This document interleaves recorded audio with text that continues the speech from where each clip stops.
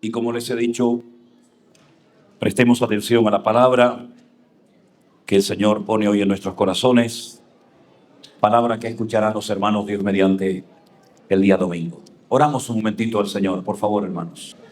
Padre amado, te damos muchas gracias por este privilegio que nos estás dando de poder estar estos días en este lugar disfrutando, por supuesto, de la comunión contigo y de la comunión con nuestros hermanos. Sigue hablando, sigue ministrando, Señor. Sigue abriendo nuestros ojos, nuestros oídos, nuestros corazones, para que tu palabra, Señor, traiga lo que necesitamos para poder ser entendidos en los tiempos, Señor. Gracias, oh Dios mío, por tu palabra. A ti la gloria y la honra, en el nombre de Jesús. ¿Cuántos dicen amén? Amén. Aleluya. Se hablaba en esta mañana de que hubo un momento en la historia que se cambió el nombre tanto de la ciudad de Jerusalén como del país por aquel emperador romano que no quería que con el paso del tiempo se recordara que una vez existió un país llamado Israel y una ciudad llamada Jerusalén. Ese nombre Israel es un nombre tan importante porque fue el nombre que el Señor le dio al patriarca Jacob aquel día que tuvo aquel encuentro tremendo donde le dijo a aquel ser que la Biblia dice literalmente que era un varón, pero que entendemos que podía ser un ángel en forma humana, ¿verdad? No te dejaré hasta que no me bendigas. Fue allí donde el Señor decidió cambiarle no solamente el nombre a Jacob, sino también su forma de actuar, su forma de concebir la vida, su forma de prepararse para recibir bendiciones, ¿verdad? Y en ese nombre Israel, que es un nombre dado por el Señor a este hombre, encontramos en cada una de sus letras todos los patriarcas y las matriarcas del pueblo de Israel. Por ejemplo, la primera letra del nombre Israel en hebreo es una letra muy pequeñita que se llama la letra Yod, que contiene el nombre de Isaac, que sería Isaac, y el nombre de Jacob. En la siguiente letra, que es una letra que se llama la letra Shin, pero que tiene doble pronunciación, porque si arriba te encuentras un punto a la derecha es Shin, y si te encuentras arriba un punto a la izquierda es Sin, pues ahí encontramos a Sara, porque Sara se escribe así, con esa letra. A continuación encontramos la letra Resh, o la R, que ahí estaríamos hablando de Rebeca, ¿verdad? Y de Raquel. La siguiente letra es la letra Aleph, que es la primera letra del Aleph-Bet, del abecedario. Y ahí encontramos al patriarca Abraham. Y la última letra de Israel es la letra Lamed. La equivalente a la Lamed en español es la L, y ahí encontramos a Lea. Así que encontramos a Abraham, a Isaac y a Jacob, a Sara, a Rebeca y a Raquel en esas letras que forman el nombre Israel. Y las primeras tres letras, que sería Yashar, significa recto. Go straight ahead, se dice en inglés, ¿no? Recto. Y las dos últimas, la letra Aleph y la letra Lamed, formarían el nombre El, que es el nombre de Dios. Por lo tanto, el Señor le está diciendo que Él tiene que caminar de una forma recta delante de su presencia a partir de ese día, de ese encuentro. Y en cierto sentido es lo que también todos y cada uno de nosotros tenemos que hacer. Caminar rectos, no torcidos, no desviarnos ni a diestra ni a siniestra, sino caminar rectos delante de Dios y también delante de los hombres. Porque una cosa es nuestra relación vertical con el Señor y otra cosa es nuestra relación horizontal con los seres humanos. Y la Biblia nos dice que el primer mandamiento es: amarás al Señor tu Dios con toda tu alma, con todo tu corazón y con todas tus fuerzas. Pero dice también a continuación: y a tu prójimo como a ti mismo. Y con estos dos mandamientos el Señor resumió toda la ley y los profetas. Los 613 mandamientos que contiene la ley, o los primeros 5 libros de la Biblia, el Señor los resumió esa capacidad que tenía el Señor de resumir grandes enseñanzas en dos palabras: amar a Dios y amar a tu prójimo como a ti mismo, ¿verdad? Y vemos cómo todo en la Biblia tiene una explicación, todo tiene una razón de ser. Vemos que no hay nada que sobre, nada que le falte, nada caduca, todo está en pleno vigor. Y la palabra de Dios la podemos leer 1 año, 2 años, 20 años, 30 años, toda una vida. Y siempre toca, siempre habla, siempre hay algo que a lo mejor has leído 1000 veces, pero vuelve otra vez a surgir esa vida, ¿verdad?, que contiene este bendito y sagrado libro.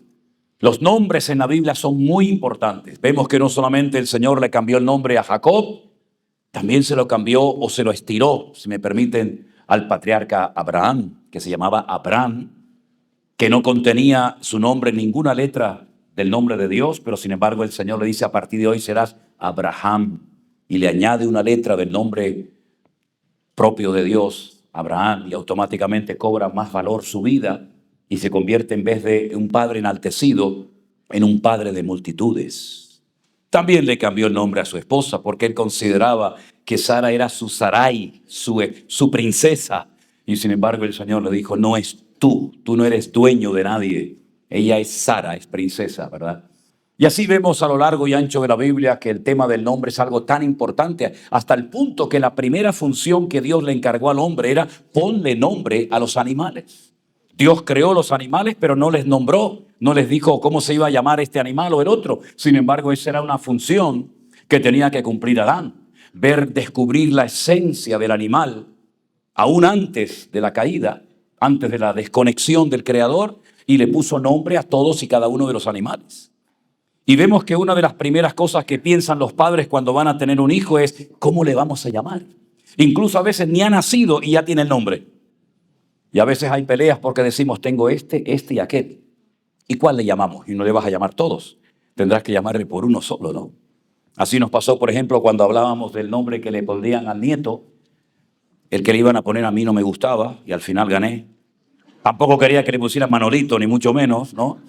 Pero los nombres en la Biblia son muy, muy, muy importantes. Hasta los libros de la Biblia tienen nombre.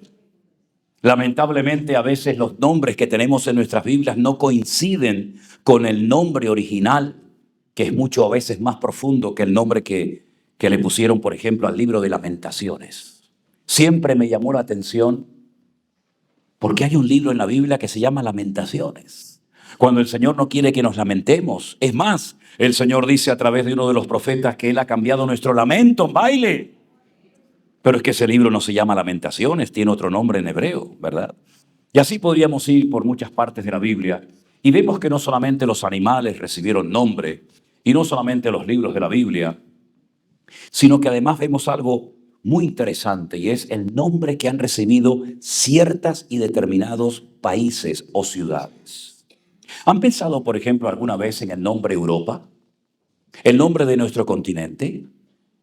Es interesante, ¿no? ¿Europa quién era? Europa era, en la mitología griega, una mujer muy hermosa, que un día, recogiendo flores, encontró un buey hermosísimo, blanco, precioso, y comenzó a acariciarlo. Y saben, la mitología griega dice que ese buey blanco, hermoso y que se podía acariciar, era la encarnación del dios más importante de la mitología griega, como era Zeus, el dios de los dioses. El dios que utilizaba, por ejemplo, el rayo para castigar a los que se rebelaban contra él. El Dios que mantenía el orden en el cielo, en la tierra y en todas partes. Ese Dios se enamoró de Europa. ¿Y cómo conquistarla? La voy a asustar si me acerco tal y como soy. Entonces se humana, se encarna en la figura de un buey blanco hermoso. Y entonces aprovecha que Europa va al campo a buscar flores con sus amigas. Y entonces ve que Europa se acerca y comienza a acariciarlo. Y lo ve tan manso y tan hermoso que se atreve a subirse sobre sus lomos. Y entonces Zeus dice: esta es la mía. Y se la lleva, la secuestra y se la lleva a la isla de Creta. Y allí abusa de ella. Y uno dice: qué tremendo que nuestro continente tiene el nombre de una diosa de la mitología griega que fue humillada y secuestrada ¿Y no será esto un mensaje de advertencia para nosotros hoy en día? De cómo nuestro continente, de cómo Europa está siendo secuestrado espiritualmente hablando. Un continente que nació y fue transformado por el poder de la palabra de Dios. Que hubieron naciones que cambiaron de una forma tremenda cuando la palabra de Dios fue traducida a sus propios idiomas y se produjo una de las revoluciones espirituales más grandes en la historia de la iglesia aquí en este continente. Y no nos olvidemos de que de este continente salieron miles de misioneros a todas partes del mundo que llevaron el evangelio, misioneros que salían de Suiza, de Inglaterra, de Alemania y de otras naciones, ¿verdad? Y es tremendo ver cómo hoy en día estamos viendo, y se oía y se hablaba eso esta mañana, cómo se está tratando de descristianizar y de islamizar a Europa y trayendo a los colegios, a las universidades y aún a los más pequeñitos de la casa principios que no tienen absolutamente nada que ver con lo que dice la palabra de Dios que tenemos que creer y practicar. Y haciéndonos sentir a veces hasta como seres raros o fuera de lugar, porque no aceptamos lo que para ellos es normal, pero que para nosotros es una auténtica abominación. ¿Qué es lo que será? Lo mismo que fue, dijo el rey Salomón en el libro de Eclesiastés. Y se han fijado que, por ejemplo, cuando el pueblo de Israel estaba en Egipto, cautivos, privados de libertad, que el Señor los sacó y los quería llevar a un lugar llamado Canaán. Ni Palestina, ni Israel, sino a Canaán. Y uno comienza a ver en la Biblia por qué algunos países y ciudades y lugares tenían ese nombre. Y uno descubre que Canaán fue una persona, con padre, con madre, con hermanos, con familia. Y Canaán era el hijo de uno de los hijos de Noé. Todos sabemos que Noé tuvo 3 hijos, Sem, Can y Jafet.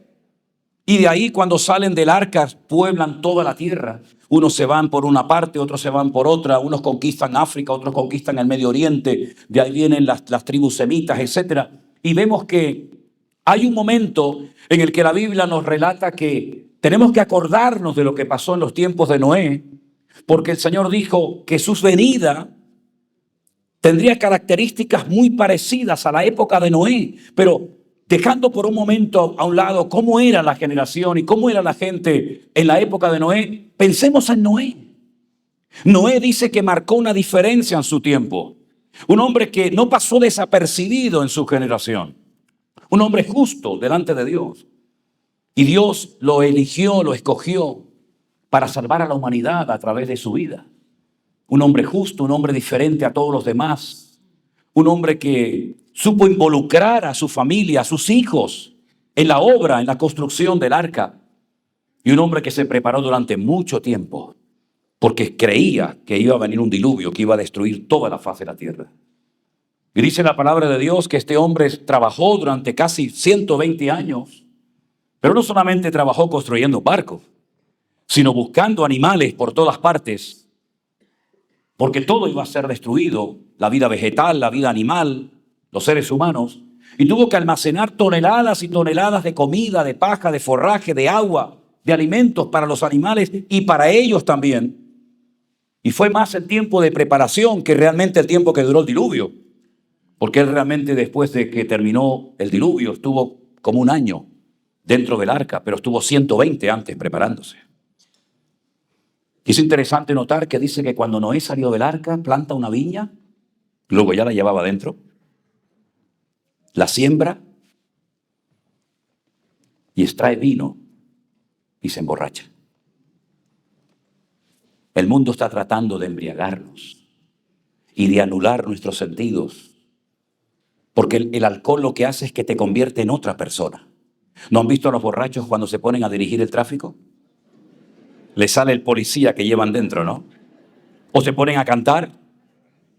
Uno de los mejores predicadores que he oído en mi vida era un borracho. Cada vez que se emborrachaba se ponía en la plaza donde vivimos allí en Tenerife a predicar. Y el tipo predicaba, pero de maravilla, pero borracho. Yo digo, ¿cuántos deberían de predicar como el borrachito? Y se emborrachó. Y le dio un mal testimonio a su familia. Queriendo sin querer se emborrachó. Y dice que apareció desnudo completamente en su tienda. Y entonces vino Cam, se burló de su padre, se humilló, lo humilló, fue con el cuento y con el chisme a sus hermanos. Sus hermanos caminaron de espalda, cubrieron la desnudez de su padre, pero cuando despierta Noé y oye lo que ha sucedido, y parece como que hasta quiso abusar de su padre, Noé maldice al hijo de Cam. Dice, maldito sea Canaán. Y ahí pueden encontrar en el libro de Génesis como una persona que no existía, que no vivía en ese momento, fue maldecida aún antes de su nacimiento. Y cuando uno estudia y analiza a la luz de la palabra de Dios cómo eran los cananeos, eran terribles, terribles. Una promiscuidad sexual sin precedentes. Adoraban ídolos cuyas ofrendas, perdonen, eran con excrementos humanos. Eran gente depravada, gente sin moral, sin principios, sin temor de Dios en absoluto. Y a esa tierra terrible de cananeo, el Señor quiso llevar a su pueblo. Para que después digan que un creyente no puede vivir en victoria y ser luz y bendición en medio de una sociedad corrompida y depravada. Y la Biblia nos enseña que a esa tierra el Señor los llevó. Pero antes de entrar en la tierra prometida, la Biblia dice que dieron un rodeo.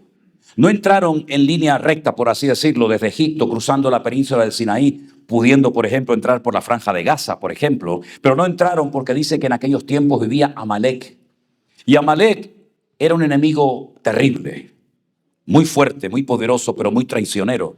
Porque no es el enemigo que ves venir de frente. No es el que da la cara, sino es el que se te mete en el campamento y no te has dado ni cuenta. Porque dice que ataca por la espalda, por la retaguardia. Ataca a los débiles. Ataca a los que no pueden seguir el ritmo del pueblo. Ataca a los ancianos. Es un personaje traicionero. Incluso dice la Biblia que fue el único enemigo natural que peleó contra el trono de Dios. Y el Señor le dijo, no olvides nunca lo que te hizo Amalek en el desierto. Destrúyelo en cuanto puedas, porque se levantó contra el mismísimo trono de Dios. Es la única vez que Moisés tiene que subir a lo alto de una montaña a orar, a interceder y a clamar para que Israel no sea despedazado por la potencia militar que Amalek era y representaba en aquel momento. Y dice la Biblia que era tal la presión espiritual, era tanto el cansancio que hasta Moisés, aquel gran varón de Dios, necesitó ayuda. Y le tuvieron que aguantar los brazos y sentarlo, porque no paraba de orar y de orar. Y en cuanto bajaba los brazos, automáticamente Amalek prevalecía por encima de las tribus. Es tremendo, tremendo. Cada enemigo que vivía en ese país tenía una estrategia diferente, porque el enemigo es camaleónico.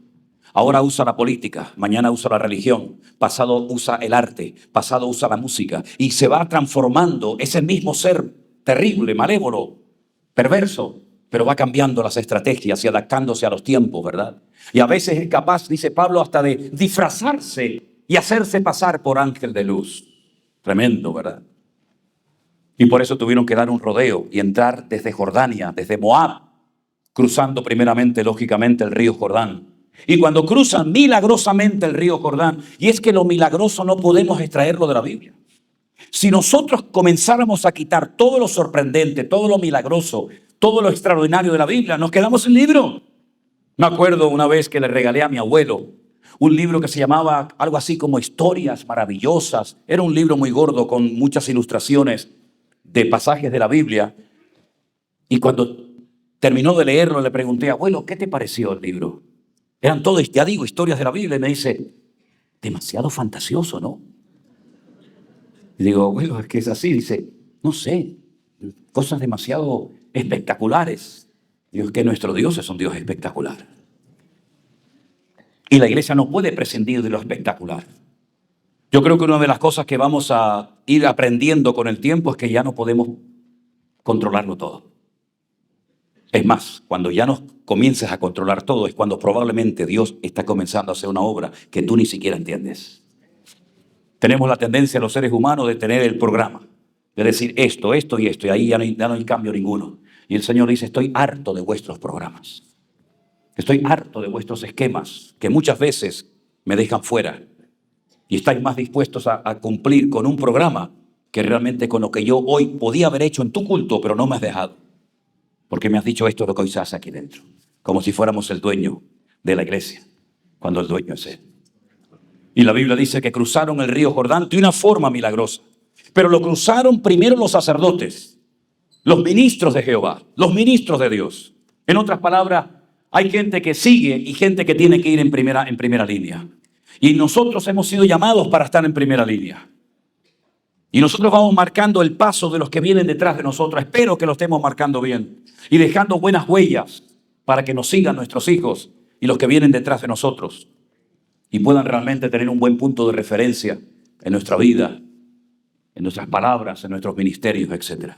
Y cuando el río Jordán fue abierto, cruzaron el río Jordán y entonces se fueron a un lugar llamado Gilgal. Porque dice la Biblia que todos los que habían nacido en el desierto, recuerden que habían muerto miles, todos aquellos de 20 años para arriba, que se habían quejado, que habían dicho la tierra no se puede, nos van a tragar, nos van a destruir, todos aquellos murieron uno detrás de otro en el desierto. 40 años muertos y muertos y muertos y muertos. Solamente un muerto entró en Canaán, solamente un muerto. ¿Saben quién fue? José. Estaba más vivo José que aquellos que criticaron la tierra del Señor, ¿verdad? Y se van a Gilgal porque dice que allí tenían que ser circuncidados. Volvemos a la pregunta de antes de la hermana. Porque los que habían nacido en el desierto no habían sido circuncidados. Y tuvieron que prepararse espiritualmente. Qué importantes son los tiempos de preparación antes de tiempos de actuación. Noé se preparó antes del arca. El pueblo de Israel se preparó antes de la salida de la esclavitud en Egipto, derramando sangre. Y vemos que en la Biblia hay tiempos de preparación. El mismo Señor Jesucristo pasó 30 años de preparación antes de lanzarse públicamente al ministerio. Elías estuvo preparándose, Eliseo estuvo preparándose, Josué estuvo preparándose, Moisés, David y tantos hombres de Dios en un tiempo largo y arduo de preparación antes de llegar a un tiempo de actuación en el Señor. Y ellos tuvieron que prepararse espiritualmente, por dentro y por fuera. Porque Josué les había dicho, mañana el Señor hará maravillas entre vosotros. Y el Señor les reveló una estrategia que ya todos conocemos. Hemos hablado millones de veces de la toma y conquista de Jericó. ¿Estamos dispuestos a que Dios nos revele planes y estrategias nuevas? ¿O ya lo sabemos todo? Ya tenemos a Dios encajado en nuestros esquemas, en nuestra teología, y parece como que ya no hace falta que tengamos mayor conocimiento, información. ¿Qué estrategia es esa, Josué? Dar vueltas alrededor de una ciudad. Es un disparate, es una locura. Nos van a ver. No podemos exponernos al enemigo. Van a contar, mira, 1, 2, 3, 100, 2,000, 4,000, 5,000. Ya está, ya sabemos cuántos son. Allí se quedaban las mujeres, los ancianos, los niños, los animales. Pero mira, estos son todos los guerreros. Son tantos. Es una locura exponernos al enemigo. Pero es lo que Dios ha dicho. Venga vueltas y venga vueltas. Pero dice la Biblia que días atrás, tiempo atrás, habían mandado unos espías a la casa de una prostituta llamada Rahab. Es interesante notar porque esa mujer, cuando recibe a los espías en su casa, en Canaán, ella era una cananea, prostituta, le dice a los espías, hemos oído lo que el Señor vuestro Dios ha hecho por vosotros. Cómo abrió las aguas del Mar Rojo y cruzasteis. Y cómo vencisteis a todos los enemigos que se levantaron contra vosotros en el camino hacia esta tierra. Y sabemos que el Señor vuestro Dios os ha entregado esta tierra. Y comienza a relatar noticias de hace 40 años. ¿Usted se acuerda de las noticias de hace 40 años? Ella se acordaba perfectamente. Es decir, que hacía 40 años ya se podía haber conquistado esa tierra, pero por falta de fe, por incredulidad, por un lamento innecesario, por un lloriqueo fuera de lugar, perdieron 40 años de su vida. ¿Cuántos años ha perdido la iglesia, hermanos? ¿Cuántos años hemos perdido? Y la cruda realidad es que a muchos de nosotros nos queda menos de lo que ya hemos gastado. Sabemos lo que hemos gastado, pero lo que nos queda solamente Dios lo sabe. Pero ellos se prepararon y entonces le dijeron a Rahab, si tú nos revelas nuestro día de ataque y nuestra estrategia, te guardaremos. Y dice la Biblia que cuando fue tomada la ciudad de Jericó, ella vivía, y lo dice textualmente el libro de Josué, vivía entre muro y muro. Era como dos círculos concéntricos, uno exterior Entre muro y muro vivía ella y después había otro círculo interior. Ella vivía entre uno y otro. Y cuando cayó y fue tomada la ciudad, la Biblia dice que su casa permaneció mientras que todo se derrumbaba. Porque la Biblia dice, caerán a tu lado 1000 y 10.000 a tu diestra, mas a ti no llegará, por cuanto has confiado en Jehová tu Dios. Y el Señor la protegió de una forma maravillosa. Y es interesante notar cómo esa mujer cananea, que practicó la prostitución años de su vida, logró rehacer su vida. Porque no hay pecado que Dios no pueda perdonar cuando hay genuino arrepentimiento. Porque no hay vida que no puede ser transformada por el poder de nuestro Dios. Porque no hay corazón lo suficientemente endurecido para que Dios no lo pueda ablandar y transformar en un corazón de carne y no de piedra. Y ella tuvo una genuina conversión al Señor. Ella se convirtió al Dios de Israel, al Dios de Abraham, de Isaac y Jacob. Y ella logró casarse con un israelita llamado Salmón. Con un israelita, no con un pescado que se llamaba salmón. Y su vida cambió radicalmente, y la de su familia también, por cierto. Y la Biblia nos enseña que al poco tiempo quedó embarazada. Y cuando da a luz, tiene un hijo varón. Y lo llamó nada más y nada menos que Booz. Con Z, Booz. ¿Eres capaz de decir con Z? Booz. Pero no escupas, ¿eh? Booz. Y resulta que Booz se convirtió en un terrateniente tremendo, con unas tierras maravillosas y fértiles, nada más y nada menos que en Betlehem, en la casa del pan, o en Belén. Y con el paso del tiempo por allí apareció, ¿verdad?, una mujer moabita llamada Ruth, una viuda sin presente ni futuro, pero que logra casarse con el hijo de Rahab, la ramera o la ex ramera, y con Salmón. Y Ruth y Booz tuvieron un hijo y se llamó Obed. Y Obed tuvo a otro que se llamó Isaí. E Isaí tuvo 7 hijos. Pero el más conocido, sin lugar a dudas, fue David. Y de ahí arranca todo el árbol genealógico que nos lleva nada más y nada menos que al Rey de Reyes y Señor de los Señores, llamado Jesucristo el Mesías. Aleluya. Gloria a Dios. Gloria a Dios. Noé maldijo a Canaán, pero cuando entró el pueblo de Dios en Canaán, convirtió la maldición en bendición. Y por eso no tenemos que tener miedo del pasado, de lo que fueron tus antepasados, de lo que hizo tu padre, tu abuelo, tu bisabuelo, tu primo, tu sobrino, sino que el que está en Cristo es nueva criatura. Las cosas viejas pasaron, he aquí todo es hecho nuevo, dice la palabra de Dios. Bendito sea Dios. Dios quita nuestro pasado, lo borra. ¿Cuántos saben Romanos 8 de memoria? El capítulo entero me refiero. Un montón de ustedes, ¿sí o no? Estoy seguro que ni la muerte, ni la vida, ni ángeles, ni principados, ni potestades, ni lo presente, ni lo porvenir, ni lo alto, ni lo presente. Y ahí hay un montón de cosas, pero falta la palabra pasado. Lo presente, lo porvenir, sí. Principados, potestades también, pero pasado no. ¿Por qué? Porque el pasado ha sido perdonado y borrado por nuestro Señor Jesucristo. Somos nuevas criaturas. Ya no somos víctimas de lo que otros hicieron en el pasado. Hablando de hermanos de Chile. Cuando fui la primera vez a Santiago de Chile a predicar, ya lo conté una vez. Estaba en una plataforma enorme con un montón de pastores, una iglesia gigantesca. Y me dice el pastor antes de predicar, usted viene de España, ¿verdad? Y yo le dije, sí. Dice, ay, pastor, sería muy bueno que hoy usted aprovechara la oportunidad para pedirle perdón a la iglesia. Es la primera vez que iba. Digo, pero ya metí la pata y aún no he subido ni al púlpito, no he dicho ni mu y ya tengo que pedir perdón. Imagínate cuando empiece a predicar. Me dice, no, pero tiene que tener en cuenta, pastor, que ustedes nos robaron el oro. Digo, yo. Y nos violaron a las mujeres. Me dice, si yo no violo ni a mi mujer. No, pero usted tiene que entender y vuelta que darle. Digo, bueno, venga, va, yo le pido perdón. Si así se queda contento. Subí al púlpito y antes de predicar digo, hermano, vengo de España, quiero pedirles perdón por haberles robado el oro, por no sé qué. ¿No? Mira, empezó la gente a llorar. Y yo digo, pucha, ¿qué pasó aquí ahora?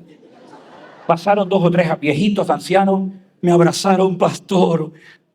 Hoy se ha roto algo que yo tenía contra ustedes, los españoles. Y yo digo, pero hombre, si usted tenía algo contra los españoles, es usted el que me tiene que pedir perdón a mí, no ya usted, hombre, ¿entiende? Increíble, increíble. También nos pasó en Bolivia, en un mitin político que me metí, y desde la plataforma, el que estaba allí predicando, dice, en una multitud enorme, ¿eh? Ustedes, sí, ustedes dos, sí, los blanquitos, me decía. Y yo miraba, sí, ¿ustedes de dónde son? Y no se me ocurre otra cosa que decir que vengo de España. Ya después decía que venía de Canarias, de unas islas, que habían guanches, que los mataron los asquerosos y los cerdos españoles, y todo eso, ya quedé bien. Pero, y dijo, ahí están, esos son los que nos violaron y nos robaron. Yo digo, otra vez, pero ¿dónde robé yo? ¿Dónde robé yo? Tremendo, ¿no? Señor, ¿quién pecó? Porque este hombre no tiene el globo ocular, tiene la cuenca vacía. Esto es terrible. Nadie nace así. Sus padres tuvieron que cometer un pecado terrible, o él también, y dice el Señor. Mira, no empiecen con historias raras, ¿eh? Ni él ni sus padres, sino que este hombre nació así, para que la gloria de Dios hoy se manifieste en su vida. Porque los hijos no llevarán los pecados de los padres, ni los padres llevarán los pecados de los hijos, sino que el alma que pecare, esa morirá.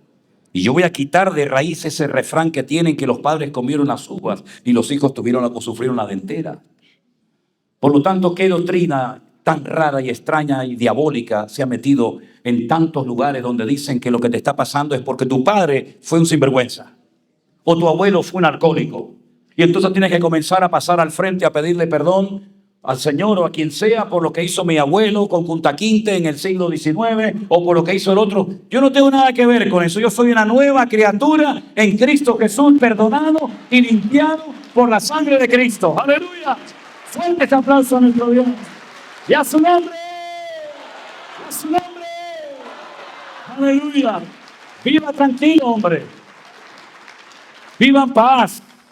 Disfruten. ¿Cuántas veces me oyen decir ustedes esto? Disfrute de su relación con el Señor, hermano. No tenga miedo ni del día, ni de la noche, de lo que le digan, de lo que le hagan. El pueblo de Dios tiene que ser un pueblo de gente valiente, atrevida y osada. No tenemos que tenerle miedo a nada ni a nadie. Y conquistaron esa tierra. Pero eso ya forma parte del pasado. Pero la pregunta es, ¿y ahora qué nos toca hacer a nosotros?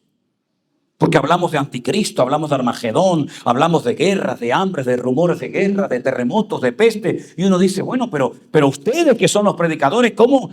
Díganos, ¿qué tenemos que hacer entonces? Bueno, miren, hermanos, la verdad es que uno no tiene todas las respuestas a estas preguntas.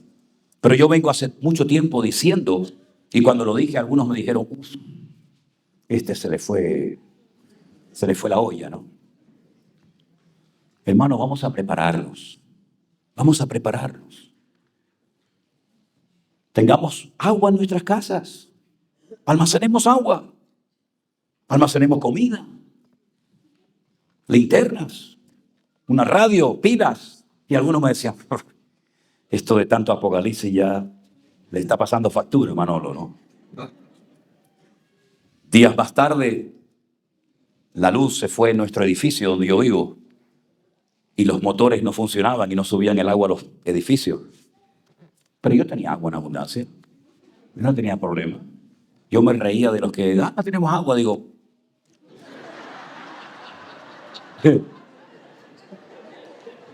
yo tengo agua. Ascensor, no pasa nada. Pongo la escalera. Se fue la luz. Yo tengo velas y linternas para dar iluminación a todo esto. Y si no se usa, no pasa nada. Ahí está. Ahora resulta que están hablando en televisión, en Francia, en Inglaterra, en España también, de que tenemos que tener el kit de supervivencia. A mí me gustaría saber qué van a poner algunas en ese kit. La pintura de labios, la pintura de las uñas, el cepillo, la lima para las uñas. No, eso no es un kit, eso es una vanidad. ¿Eso qué cosa es? ¿Qué vas a poner en el kit, hermanita? O hermanito? El teléfono, la PlayStation. Qué tremendo, ¿no? Qué tremendo. ¿Haremos mal en ser prevenidos? ¿Haremos mal en ser cautos y decir, oye, ¿y si algún día se va la luz? Nos vino una vez una tormenta tremenda. Era un domingo de resurrección, me acordaré toda mi vida. Murieron personas en Tenerife ese día. Una lluvia, 350 litros por metro cuadrado en menos de una hora. Fue terrible, ese día fue terrible en Tenerife. Estuvimos varios días sin luz. Me llamaban hermanos al teléfono, no teníamos nada. La única forma de tener algo de contacto con el mundo externo era una pequeña radio que yo tenía, que sería bueno que también la tuviéramos, aunque fuera de pila, no pasa nada, ¿no? En otras palabras, estas cosas cuando se comentan, hay gente que puede decir, pero bueno, ¿dónde está la fe? Bueno, es que la fe no implica el no prepararse. Dice la Biblia en Hebreos capítulo 11, por la fe Noé se preparó. Y no es que se preparó porque no tenía fe, al contrario, se preparó porque tenía fe.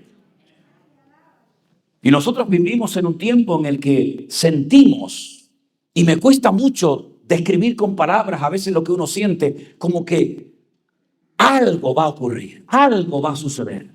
Hoy escuchábamos de lo de Ceuta, de lo de Melilla, de lo de los marroquíes y todo esto. Días antes de la firma de la solución final, muchos judíos de aquel tiempo dijeron, ¿cómo se van a meter con nosotros si muchos de nosotros hemos sido los mejores soldados en la Primera Guerra Mundial?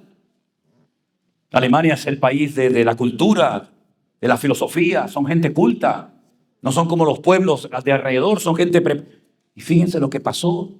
Incluso cuando los llevaban a los judíos a los campos de concentración, ¿verdad? Pensaban que iban a ser tratados y llevados a hoteles de 5 estrellas, respetando que eran banqueros, filósofos, grandes músicos, grandes poetas, y fueron llevados como cordero al matadero, ¿verdad? La Biblia nos enseña de que tenemos que estar preparados para los últimos tiempos. Pero por supuesto lo primero y fundamental es preparados espiritualmente. Ser autodidacta, no depender de un pastor. No estar enganchados allá a un ministerio como que parece que el pastor es como una especie de papa, ¿no? Una especie de gurú que tiene todas las respuestas y todas las soluciones. No. Conectados y enganchados a Dios. A Él, a su palabra. Como aprendimos en los días de la pandemia, ¿se acuerdan?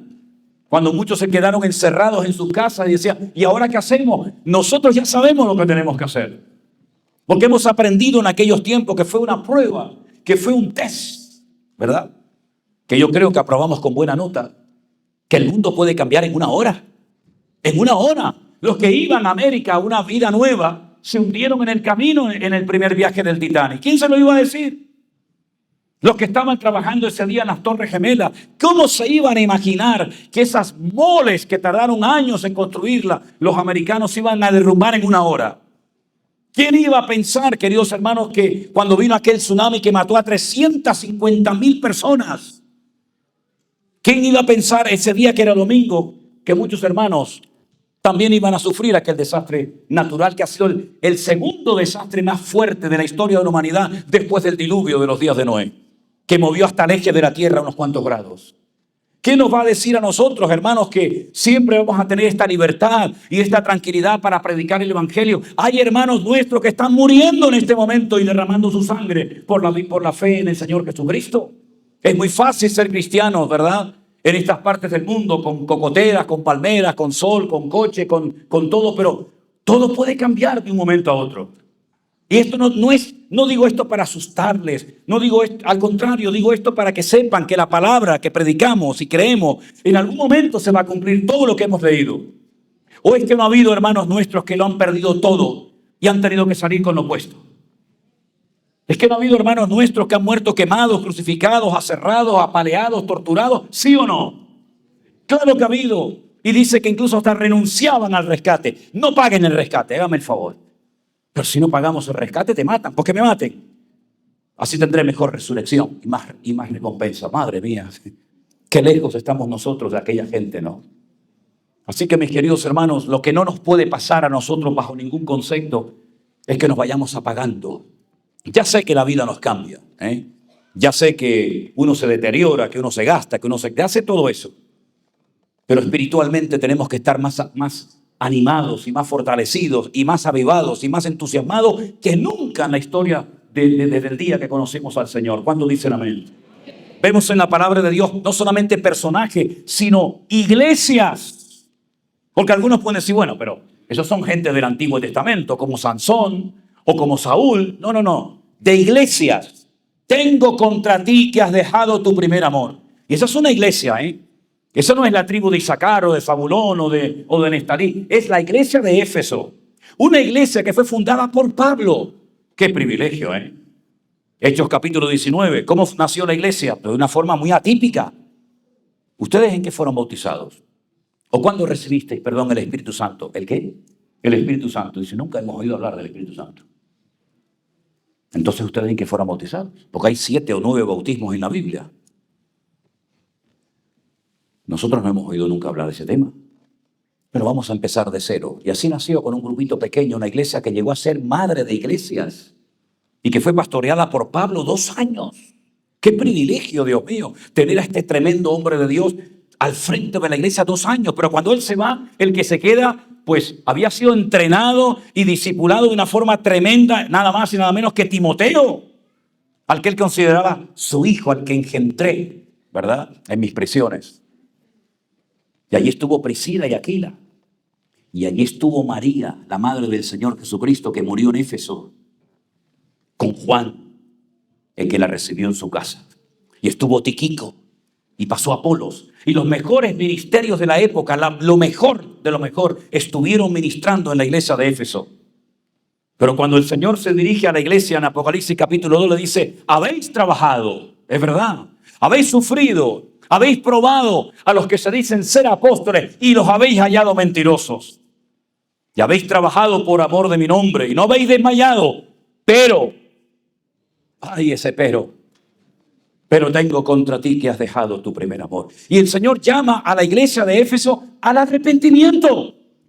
A veces utilizamos el arrepentimiento para hablarle al pecador, al que no conoce al Señor, al desobediente, al descarriado, al rebelde. Pero también hay un arrepentimiento que la iglesia tiene que experimentar en su vida. Arrepentirnos por no haber vivido más unidos. Arrepentirnos por no haber orado más. Arrepentirnos por haber subido al púlpito sin antes haber estado en la presencia del Señor. Arrepentidos por no haber practicado más el perdón y el amor y la misericordia entre nosotros. Claro que tenemos que arrepentirnos de miles de cosas, pero cada día, mis hermanos. Y si no se arrepiente, le dijo el Señor, quitaré tu candelero de su lugar. Y así pasó. Y la iglesia de Éfeso, que empezó de una forma tremenda, como muchas denominaciones empezaron con un fuego, con un entusiasmo, con un fervor, con una unción, si lo prefieren, hoy en día no existen. No existen. Son altares que echan humo, pero donde el fuego de Dios se apagó hace mucho tiempo y lamentablemente ni siquiera se han dado cuenta. Prefieren vivir los cristianos de algunas iglesias oliendo a humo que ser renovados en la presencia del Señor cada día. Por eso cuando se me acerca un cristiano siempre lo huelo. Digo, este huele a humo. ¿Saben que lo vi en Israel muchas veces? Fuimos una noche a la casa de un rabino, amigo nuestro en Israel. Y el día del Shabbat es un culto. Venga a cantar y venga a leer la Biblia y venga a orar. Y es como si fuera un culto realmente, pero familiar. Y entonces el padre en la cabecera de la mesa comienza a llamar en un momento de la cena a cada uno de sus hijos, les impone las manos, los bendice, ora por ellos, después pasan las hijas, pasa la esposa. Es algo realmente precioso, precioso. Y cuando pasó uno de sus hijos que era chiquitito, le coge la cabeza y lo olió. Y le dice, no has leído la Biblia, ¿eh? Y el hijo dice, no, papá. Y yo le dije a Elena, digo, che, ¿cómo le huele la cabeza a un tío que no lee la Biblia? ¿Cómo le huele? No leíste la Biblia. ¿Será que no se lavó? Yo qué sé. No sabes los versículos que tocaban para hoy, ¿verdad? Dice, me parece, y el padre pegó un puñetazo una vez y dice, ¿cómo que me parece? ¿Sabes o no sabes? Y yo digo, madre mía, si fuéramos así en la iglesia, a ver, pongan la cabeza. Fuera, pongan la cabeza. Algunos dirían, vete a bañarte. Tremendo, ¿no? Tremendo. La iglesia de Éfeso se apagó. Qué lástima cuando una iglesia se apaga, ¿eh? Cuando entras y dices, Dios mío, lo que fue esto. El avivamiento que hubo en este lugar y que hoy en día sea una discoteca. Que hoy en día sea una mezquita musulmana. Y en este lugar predicaron hombres de Dios que pusieron a Inglaterra de rodillas. Y la gente prefería ir a las iglesias que ir a las tabernas o a los centros de prostitución y libertinaje. Y que hoy en día el fuego ya no está en este lugar. Qué tremendo, ¿no? Que no nos pase nunca eso a nosotros, hermano. Como decía Pablo, sigo golpeando mi cuerpo, no sea que al final sea también yo descalificado después de haber corrido y esforzándome tanto por el Evangelio. Y así podríamos ir una por las iglesias del Apocalipsis, que para mí son como representativas del transcurso, del desarrollo de la iglesia a lo largo de los tiempos. Y llegamos a la última, a la iglesia rica, a la iglesia de la Odisea. Aquella que decía, nos hemos enriquecido, de ninguna cosa tenemos necesidad. Es increíble cómo una iglesia, cómo un creyente puede llegar a un nivel de autosatisfacción tan terrible que diga, ya no necesito de nada. Ni más oración, ni más presencia del Espíritu, ni más conocimiento, nada, no necesitamos de nada. Y el Señor, cuando le habla a la iglesia, la sacude, la humilla y le dice, pobres, ciegos, desnudos, desventurados, miserables. En otras palabras, no coincidía el concepto que ellos tenían de sí mismos, que el concepto y la opinión que el Señor tenía de la iglesia de la Odisea. Compren oro, compren, unjan los ojos con colirio para que puedan ver. Pero ahí viene algo que solamente aparece una vez en la Biblia, y es el vómito de Dios. Me producís náuseas. Ojalá fuerais fríos o calientes, dice la Escritura. Por lo menos ya te has definido, ¿no? Pero vivís en una indefinición total y absoluta. Ni estás dentro, ni estás fuera, ni te consagras al Señor, ni pecas a gusto en el mundo. No sabes ni dónde estás. Estás ahí perdido. No hay nada peor que un cristiano perdido en el templo, perdido en la casa de Dios, ¿verdad? Y le dice, he aquí yo estoy a la puerta y llamo. Si alguno oye mi voz y abre la puerta, entraré a él, cenaré con él y él conmigo. Habían perdido lo más grande que puede tener una iglesia, un ministerio, una denominación.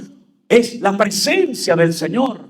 Oye, que no tenemos un púlpito de metacrilato, no pasa nada. Que no tenemos buenas guitarras, buenos instrumentos, buenos equipos de sonido, buenos salones, no pasa nada. Pero tenemos la gloria de Dios. Estos no tenían la gloria del Señor, pero dice que eran ricos. Dicen ellos que no tenían necesidad de nada. Y habían dejado al Señor en la puerta, hablamos metafóricamente, ¿verdad? Y no se habían percatado, no se habían dado cuenta de que el Señor ya no estaba entre ellos. Y entonces, ¿a quién le cantaban? Porque yo pregunto, cuando cantamos aquí arriba, ¿a quién le cantamos?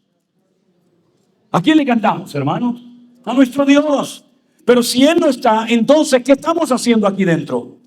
Un teatro, un circo, un entretenimiento. Algunos vienen a buscar al novio, a la novia, al marido, al rico, a la rica. No, no venimos a vernos las caras. Venimos a honrar al Rey de Reyes y Señor de los Señores, porque Él está aquí con nosotros en esta noche. Aleluya. Pero la iglesia de la Odisea perdió la presencia del Señor. Qué terrible, ¿no? Qué terrible. Y una pregunta. Y nos puede pasar a nosotros. Porque da la impresión que cuando uno lee cosas en la Biblia, eran cosas que le pasaban a ellos. Pero a nosotros no. A nosotros no nos puede pasar la frialdad, la falta de amor y de apego a la palabra de los Efesios. No, eso a nosotros no. A nosotros no nos puede pasar lo que le pasó a David cuando se asomó a una ventana y vio a la vecina. Ya. A ti no te pasa.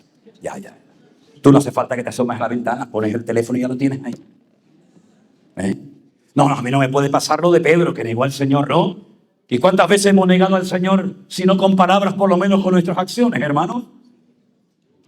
Y lo que le pasó a la iglesia de Corinto, niños en Cristo inmaduros, con celos, envidias, divisiones internas. ¿No sois carnales y andáis como hombres?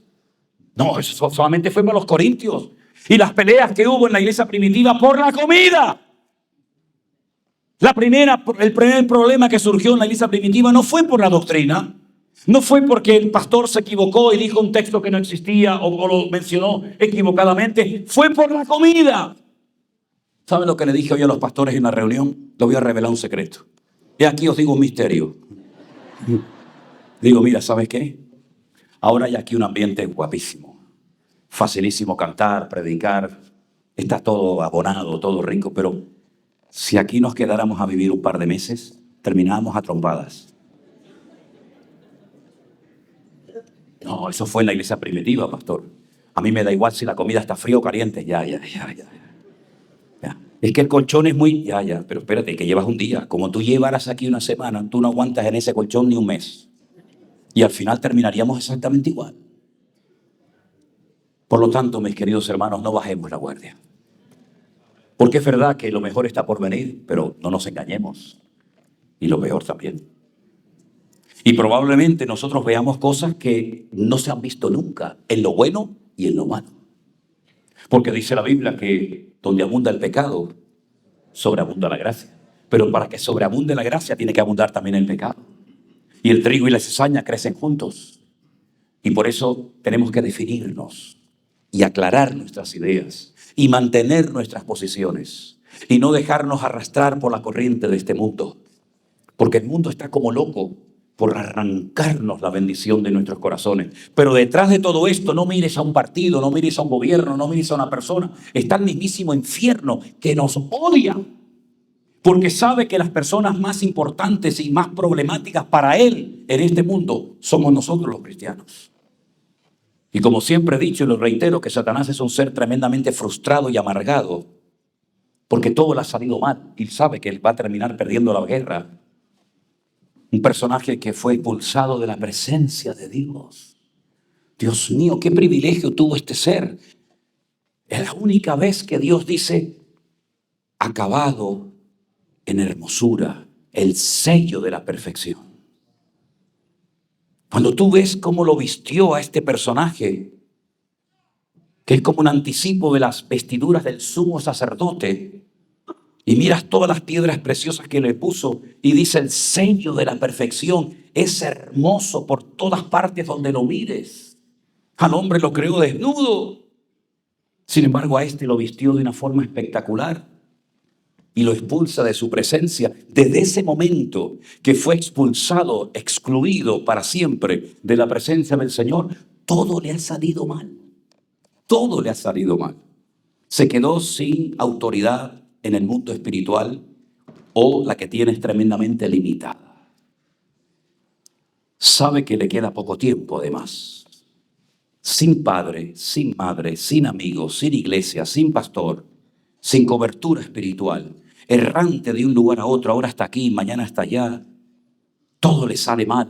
Ataca a Job y Job lo avergüenza. Tienta al Señor y el Señor le dice al Señor tu Dios adorarás y al solo servirás, etcétera, etcétera. Y vemos, queridos hermanos, esa lucha en el mundo espiritual.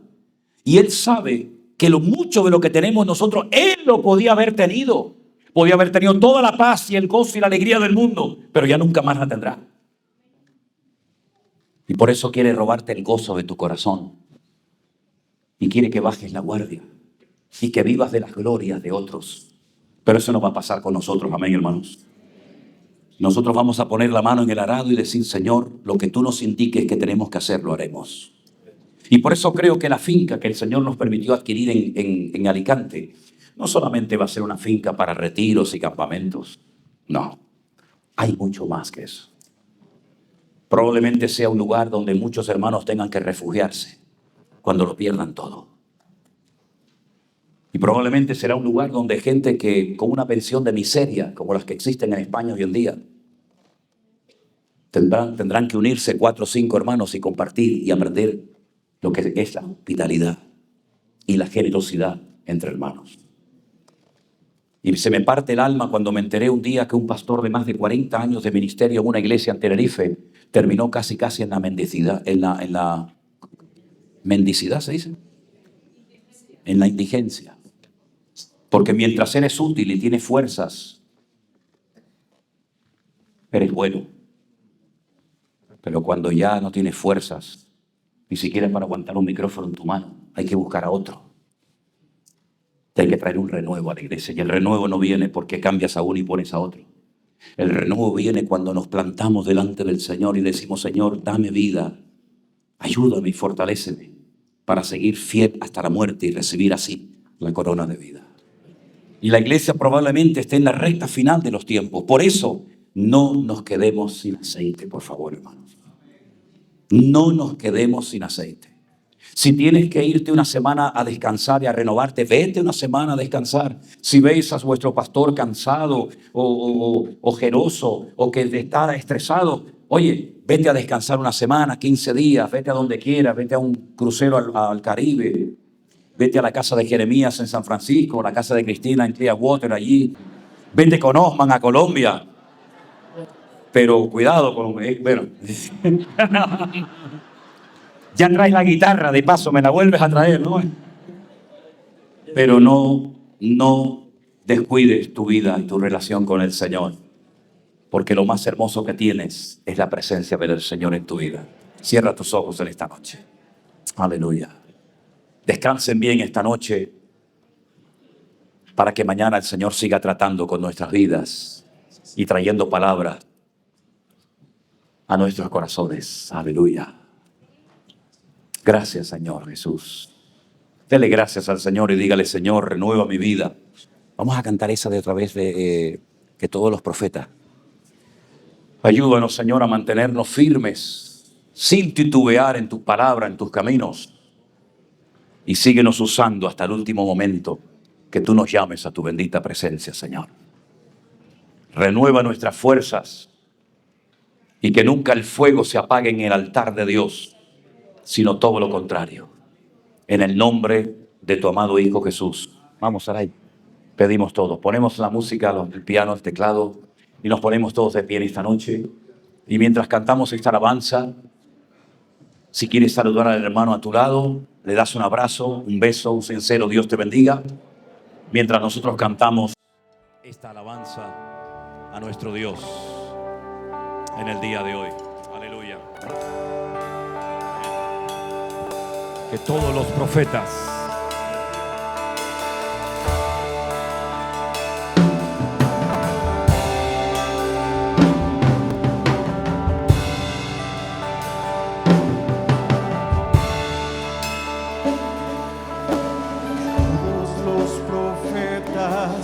del Antiguo Testamento hablaron de él.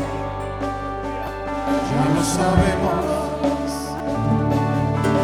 Cordero que ofreció Abraham sobre el altar, hablaba de él. Mario. Ya lo sabemos. Pero lo que no sabemos es que viste en nosotros para morir en una cruz. Sí, Señor. Que todos los profetas Del Antiguo Testamento hablaron de él. Sí, Señor.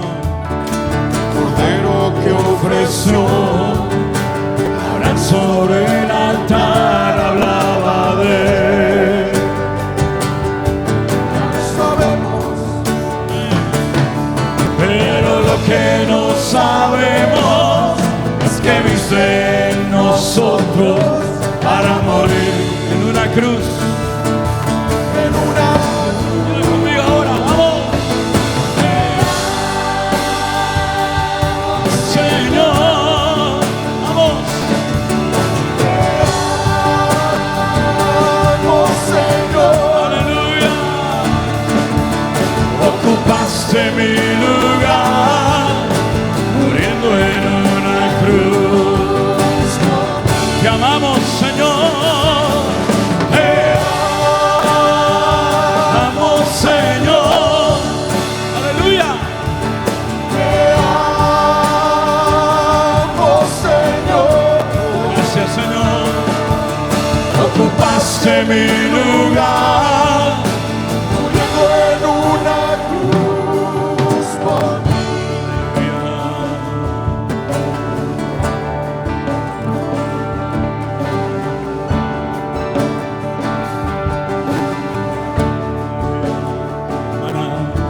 El maná que en el desierto alimentó a tu pueblo, hablaba de él. Ya lo sabemos. El agua de la roca que sació a Israel, hablaba de él. Ya lo sabemos, pero lo que no sabemos Es que viste en nosotros para morir en una cruz. en una cruz. Vamos, iglesia, arriba. Te amo, Señor. Aleluya. Te amo, Señor.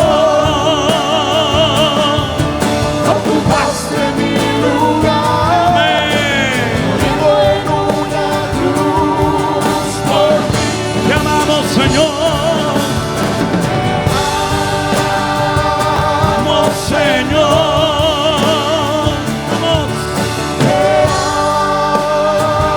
amo, Señor. Ocupaste mi lugar. Ocupaste mi lugar. Amén. Muriendo en una cruz por mí. Dígale al Señor conmigo, fuerte. Te amo, Señor. Amo, Señor. Ocupaste mi lugar. Sí, Señor. Una vez más, iglesia, dígalo conmigo. Por mí. Fuerte, vamos todos juntos, te amo. Te amo, Señor. Te amamos, Señor. Aleluya. Amo, Señor. Ocupaste mi lugar. Ocupaste mi lugar. Sí, Señor. En una cruz. Dígalo conmigo. Esta noche, todos juntos, fuerte. Te amo, Señor. Fuerte, hermanos. Te amo. Ocupaste mi lugar.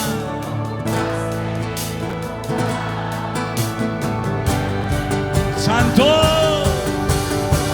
Sí, Señor. Vamos arriba. Te amo, Señor. Te amamos, Señor. Amo, Señor. Ocupaste mi lugar. Ocupaste mi lugar. Muriendo en una cruz por mí. Ocupaste mi lugar, Señor. Ocupaste mi lugar. Muriendo en una cruz por mí. Sí, Señor. Ocupaste mi lugar. Muriendo en una cruz. Fuertes aplausos al Señor. Por mí. Aleluya. Amén. Dios les bendiga, hermanos. Están despedidos en el nombre del Señor. Abrácense y salúdense unos a otros en el nombre del Señor.